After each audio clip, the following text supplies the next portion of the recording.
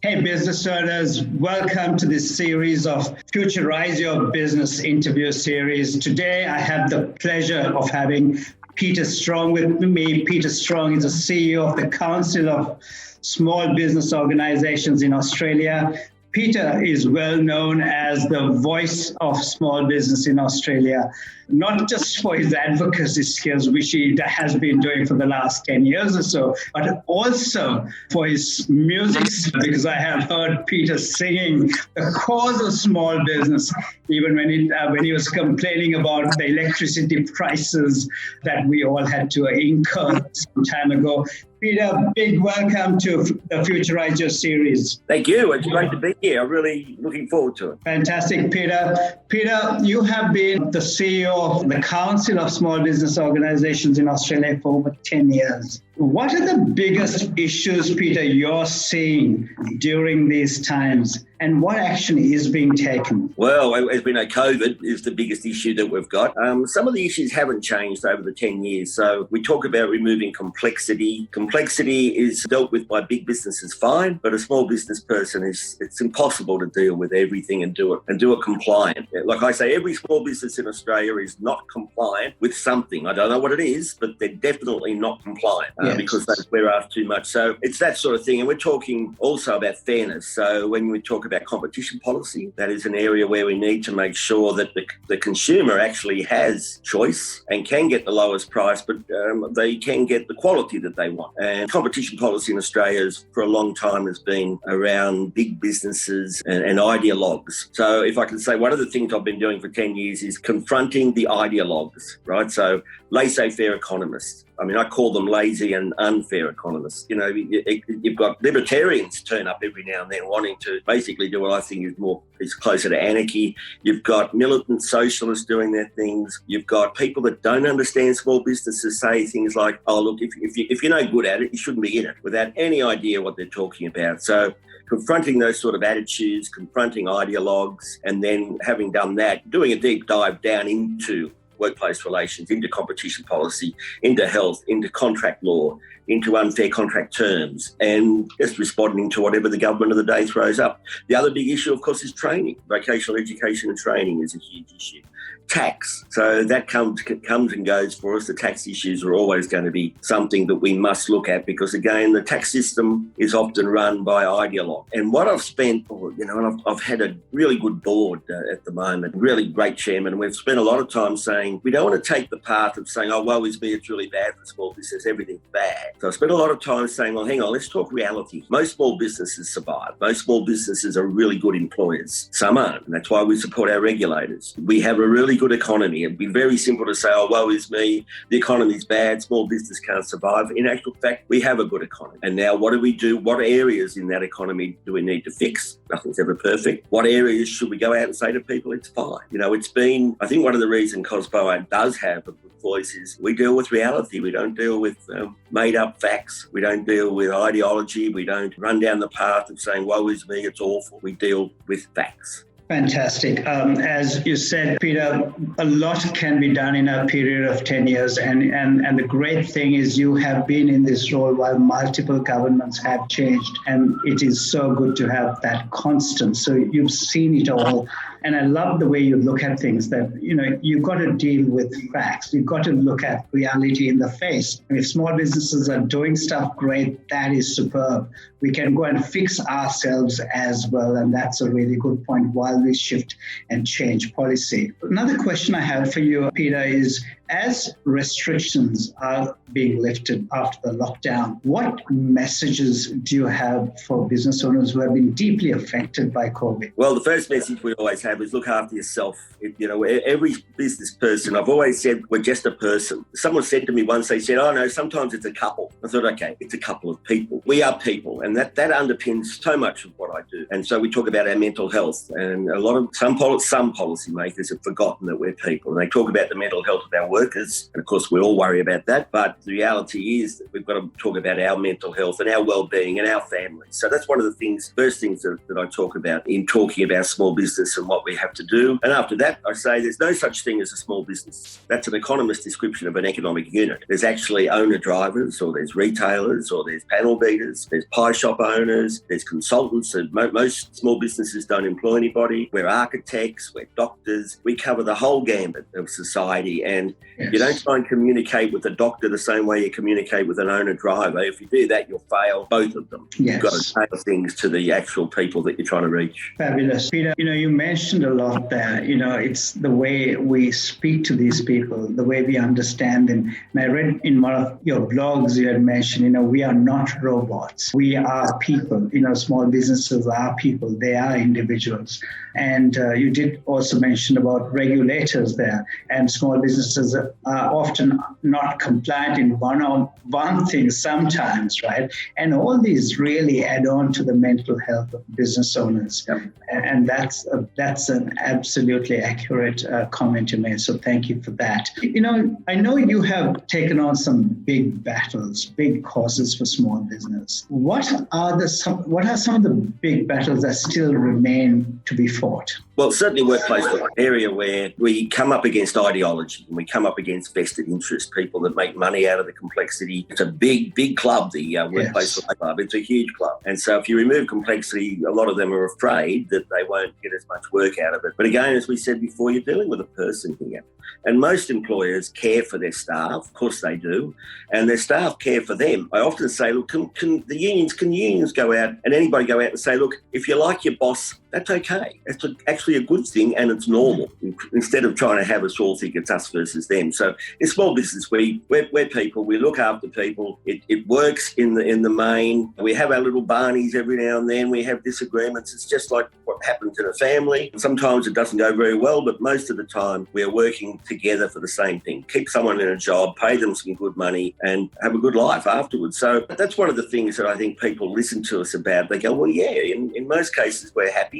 Australia, I think, is the 14th or 12th happiest country in the world, and that's why we don't want to go out there and say, well, you're a bunch of idiots for being happy. We're going to say, good on you, that's because we've got every reason to. And there's some vulnerable people in the community. There's some areas where we need to improve. Let's work together to do that. Peter, thanks very much for that. With all this COVID and what we've experienced, the world as we know it has completely changed forever. Now, what are the biggest changes that you see in this post-COVID world? Well, if I can say first, what I saw during COVID, we're still there, is the extraordinary ability of a whole range of people in industry associations right across the country. The regulators have been in the main, I think all of them have been fantastic. None of us have been perfect. How can you be perfect in a crisis like this? But we've all worked together. It's been a wonderful experience. There's been 2 or 3 people or groups that haven't, but in the main, we've all said, how do we make this work? How do we get through this? How do we help each other?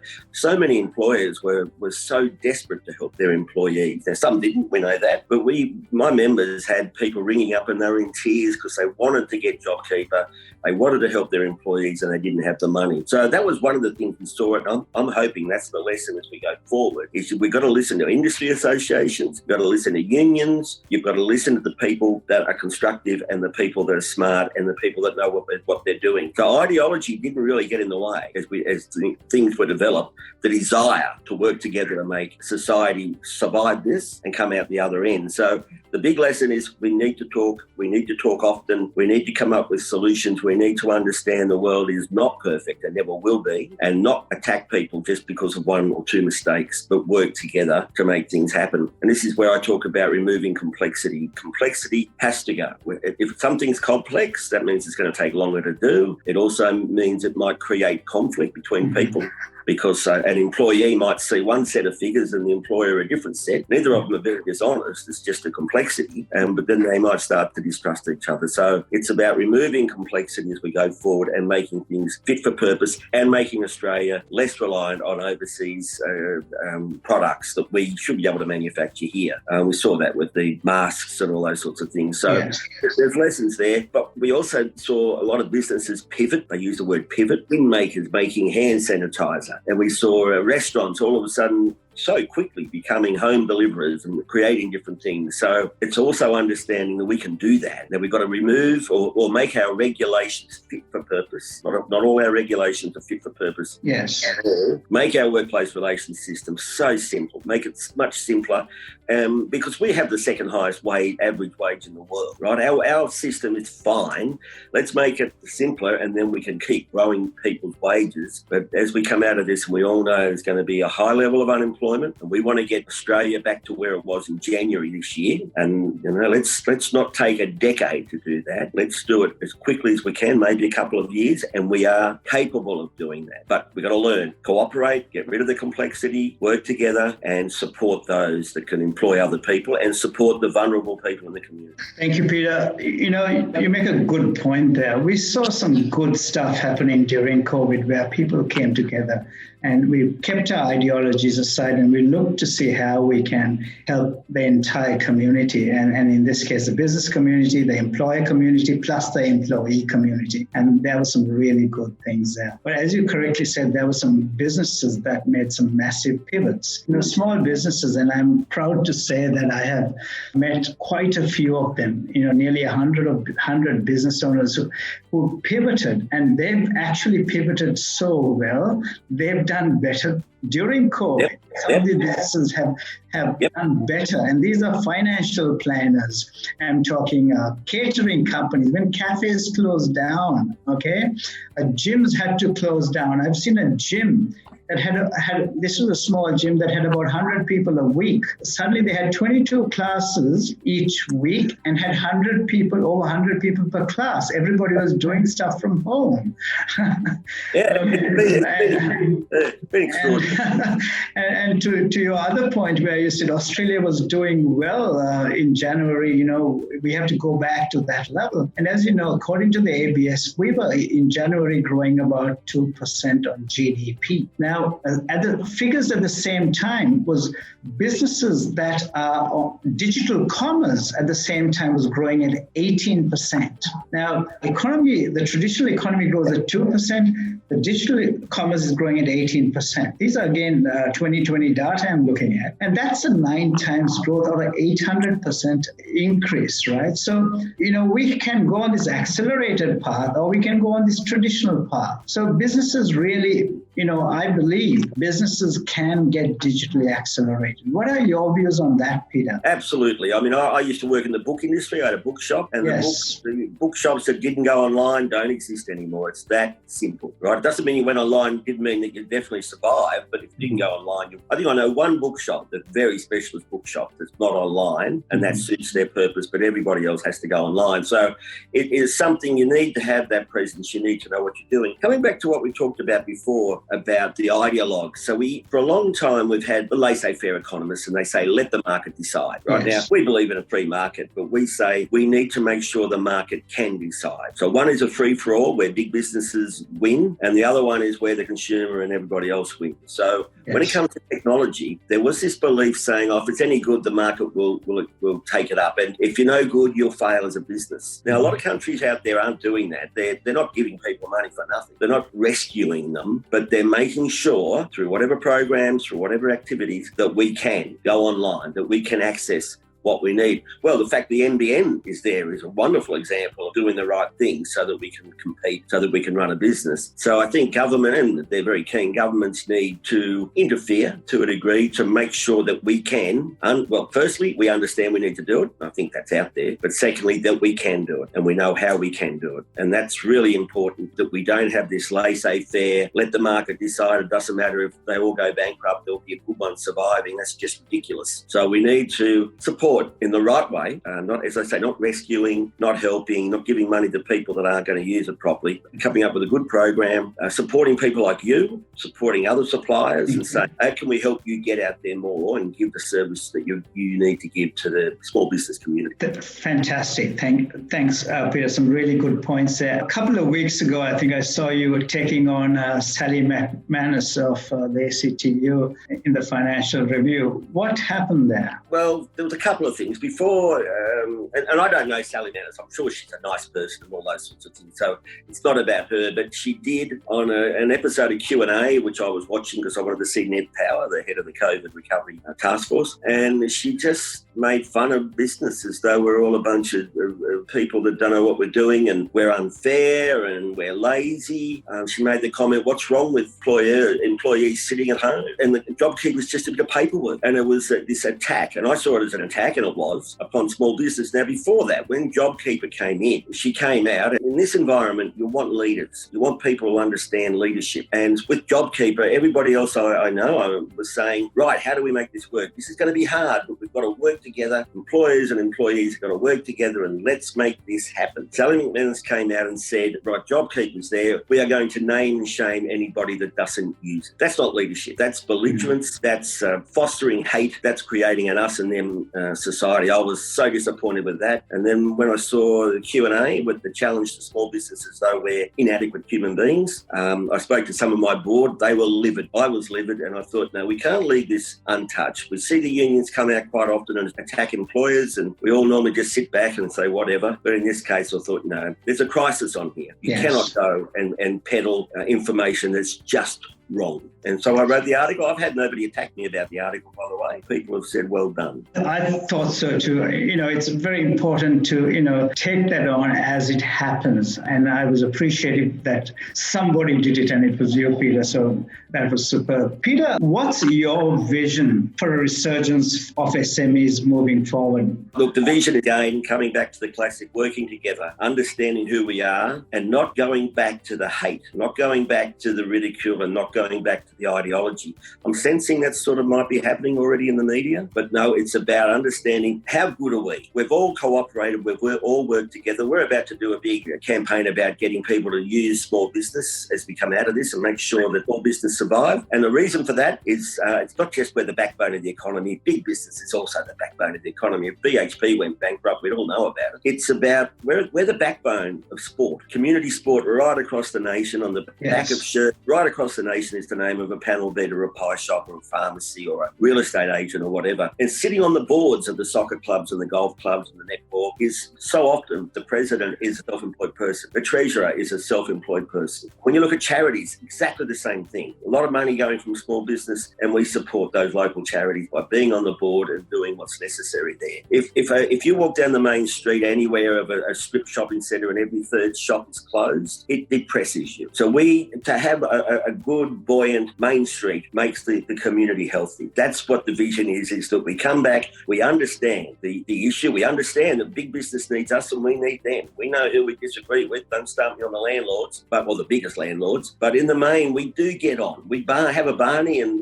we have to do that to keep prices down. But the story is not a bad story, and let's keep building on that as we go forward. Let's keep talking about what do we do to keep small businesses open, to make sure they can continue to contribute to the health, to the sport, to the welfare of communities, as well as jobs, as well as goods and chattels. Fantastic. As I shared with you before we started the interview, Peter, our vision at Netstripes have been to digitally empower 1 million small and medium enterprises, because we know when they get digitally empowered, they grow much faster and they create employment. During these times, if we can create 1 million jobs through digital empowerment of the small businesses in our country, firstly to protect jobs and then to create jobs, that would be, something really we can all work together to achieve. And that's something we have been as a team obsessed about here. And we, as I mentioned earlier,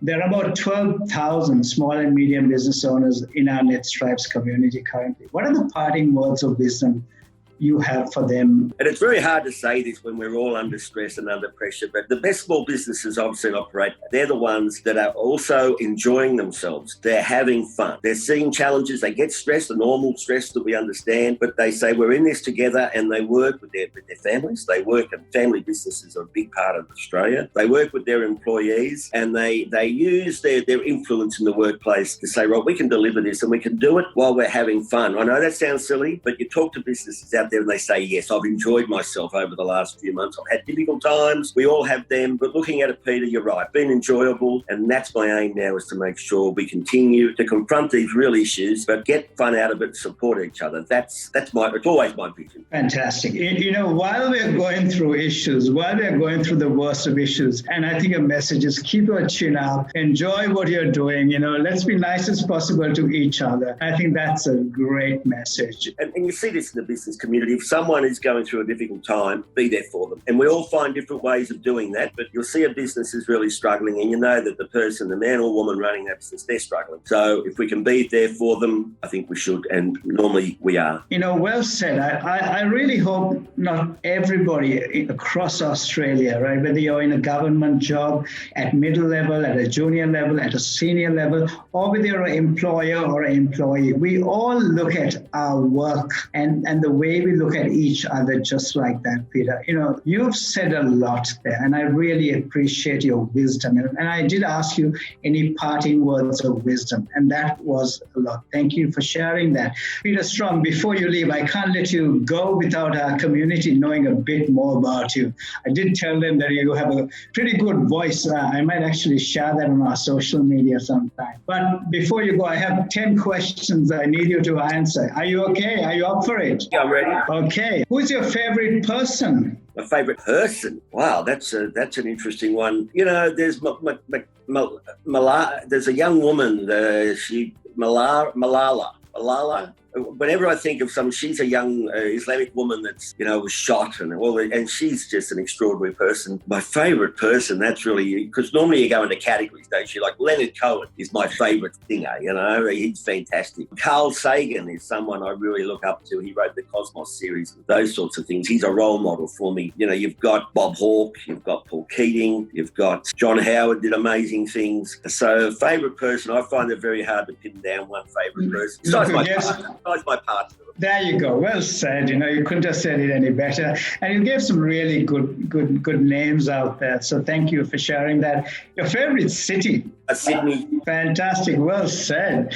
Do you live in Sydney, by the way? Born and brought up in Oyster Bay in Sydney. So when I was there, there was not many houses there, and I love Sydney. I love the harbour, I love all the beaches, and even if you go out the western suburbs and stuff, Sydney's got Melbourne's great, but there's something about Sydney I love. Well said. Melbourne's great too, and there's so many beautiful cities in our country. We're spoiled for choice, right? Yeah. Best movie? I'm going to look a bit silly here. I'll Paint Your Wagon. There you go. I love that. And any of the Monty Python movies have always been enjoyable for me. So Paint Your Wagon, great musical, and that's where I learned to sing. The same as who was the star of Paint Your Wagon?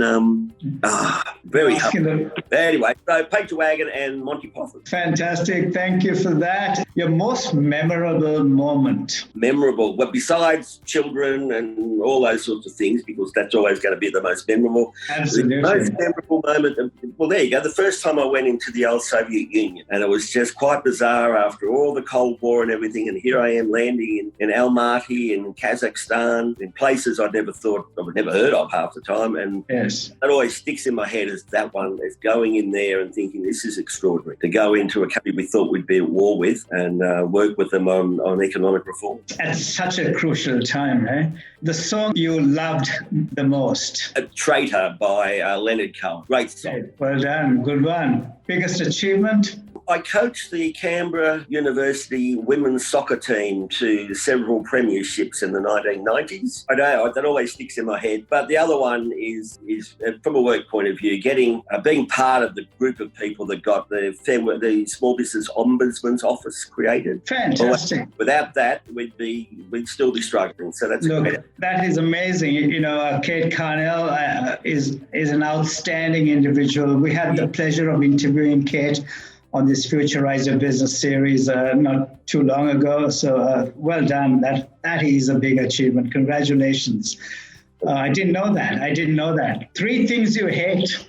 That's really good. I hate people that push their ideology down your throat, right? Yes. And we all believe in the same ideology, health, education. There's certain things we all believe, but when someone gets a bee in their bonnet and they're willing to lie about it, they're willing to spread mistruths, I do hate that. I think that is destructive and doesn't take us anywhere. People that deliberately lie and cheat and undermine good, healthy organisations, and I've had to put up with a couple going back many, many years now in COSBOA. People came along, very dishonest people. One of them ended up in jail. So, it is very unpleasant for everybody involved because what happens. And the third one I dislike is aggressive, belligerent drivers. There you go. I find them, they are dangerous and they don't add anything to society. I could go on, but they're the ones that come off the top of my head. Fantastic. And you remember to give us your top three, which is amazing. 3 things you love. Look, good music, it's fantastic. Good music just changes the mood, doesn't it? When you hear it, we all have different tastes, but you hear what you consider to be good music. It's just uplifting. That's fantastic. Growing vegetables, I really enjoy growing tomatoes in particular. That's really, really good. And look, being with friends, just, you mightn't see them for 5 years and then you're back with them. And it is a great joy with true friends is just awesome. How good is that, eh? What stumps you? Look, complexity. You talk to anybody. I'm not a great administrator. So when someone presents something to me and it's complicated, I could go through it. Obviously, all the jobs I've done, I can deal with it. I understand it. I can go through a spreadsheet. But what stumps me is when people write 5 pages on what they should have written 1 paragraph about, and it makes life hard. Peter, it's been an absolute pleasure having you. Thank you very much for your time. Thank you for all the valuable answers you gave, and thank you for being so honest about them. Again, ladies and gentlemen, big thank you on behalf of the Netstripes community to Peter Strong. Peter, thank you very much. Thank you. Thank you very much.